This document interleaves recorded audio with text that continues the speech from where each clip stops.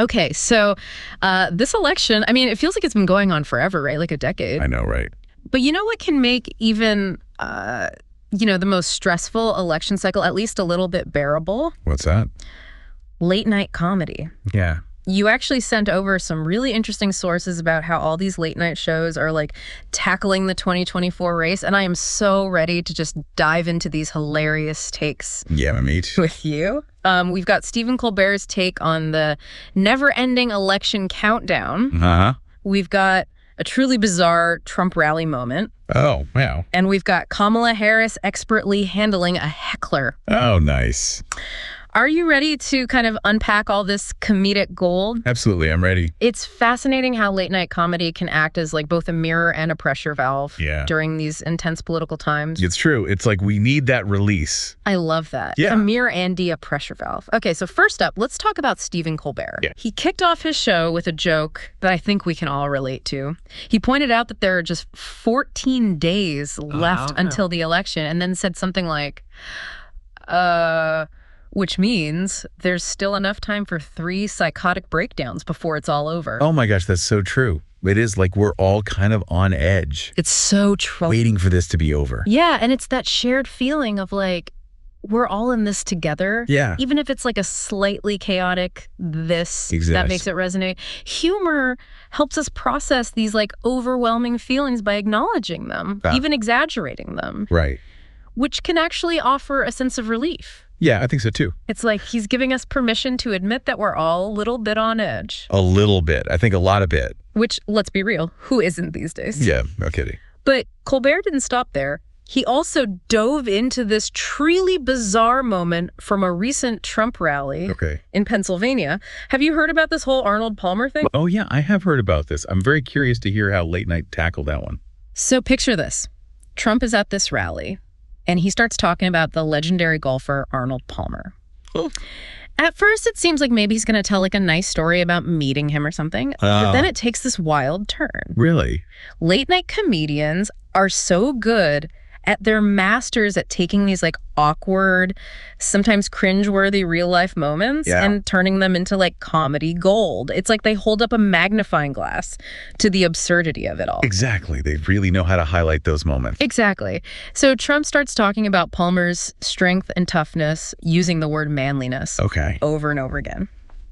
And then for some reason, he goes off on this tangent about, well, let's just say he shared some very personal details. Oh, no. About Arnold Palmer's anatomy that no one needed to know. Oh, my goodness. I can only imagine what Late Night did with that.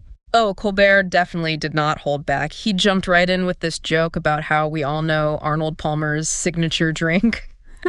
Half lemonade, half iced tea. Right. But what we didn't know is that apparently he stirred it with, well, let's just say Colbert used a very suggestive word to fill in the blank. Wow, now that's using satire to make a point. It's brilliant how Colbert used that seemingly innocent image of the Arnold Palmer drink and like twisted it to highlight the absurdity and frankly the inappropriateness of Trump's comments. It's so unexpected, and that's what makes it so funny. It's true, and it really makes you think, too. And it really makes you think, doesn't it? On the surface, it's just a silly joke. Yeah. But there's this deeper layer of, like, social commentary, this way of calling out Trump's behavior without being overtly serious or preachy. It's subtle, but it's there. Exactly. And that's the beauty of satire, especially when it's done well. Yeah. It can make us laugh while simultaneously prompting us to think critically about the world around us. I agree. It's not just about escaping reality. Yeah. It's about engaging with it in a way that feels both entertaining and thought-provoking. Absolutely. It's like finding that sweet spot where humor and insight collide. I like that. Speaking of insightful humor, let's shift gears for a moment and talk about Kamala Harris. Okay, sure. Oh, I'm all ears. I heard she had a fantastic moment with a heckler recently. She did. This was at a rally in Wisconsin, and Colbert showed a clip of it on his show. Basically, this heckler starts yelling something at Harris, trying to disrupt the whole rally. Ugh, hecklers. I know they're the worst. Right. But Harris handled it like a pro. She doesn't miss a beat and just calmly looks at the heckler and says, "You're at the wrong rally." Oh, I love that. It's so simple. He was such a mic drop moment. Yet so effective. The crowd went wild, and you could tell even the heckler was taken aback. Yeah, I bet. I think moments like this are why late night shows often highlight these displays of like wit and resilience from political figures. It's refreshing to see someone handle a challenging situation with grace and humor, especially in like the often contentious world of politics. Like, especially these days. Yeah, it's like a breath of fresh air. It's like a breath of fresh air, right? Yeah. And it's not just about the quick comeback. It also reveals something about Harris's character and her ability to think on her feet. Exactly. It gives us a little window into who she is and how she handles pressure. Yeah. Yeah, and that's what makes it so compelling. It's not just entertaining, it's insightful. Exactly. You know, we get a glimpse into how these figures react under pressure. Yeah. And in this case, we see Harris demonstrate composure and quick wit. Okay, so we've talked about Colbert's take on the never-ending election, Trump's awkward Arnold Palmer moment, and Harris's brilliant heckler shutdown. Yeah. But I think there's a bigger question here, isn't there? Is late-night comedy actually helping us navigate this crazy election? Yeah. Or is it just a distraction? That is a really great question. And I think the answer is a little bit more nuanced than a simple yes or no. Okay. You know, it can be both a distraction and a valuable tool for processing information and emotions. Okay. It all comes down to how the humor is used and how we as viewers engage with it. So it's not just about escaping reality. Right. It's about finding a way to engage with it through humor. Exactly. Think of it this way. Late night comedy can be a lens through which we examine the political landscape, a way to process complex issues and emotions without feeling overwhelmed. Okay. It can also be a way to connect with others who share our anxieties and frustrations, finding solace in shared laughter. It's like finding that common ground, that shared experience, even in the midst of all the chaos and division. Exactly. And that shared experience can be incredibly powerful, especially during a time when it feels like everything is so polarized. Yeah, it really can. It really is. It's kind of like where the magic happens with late night comedy. Yeah. You know, it's not just about making us laugh. It's about helping us make sense of the world. Yeah. Even when it feels like it's spinning off its axis.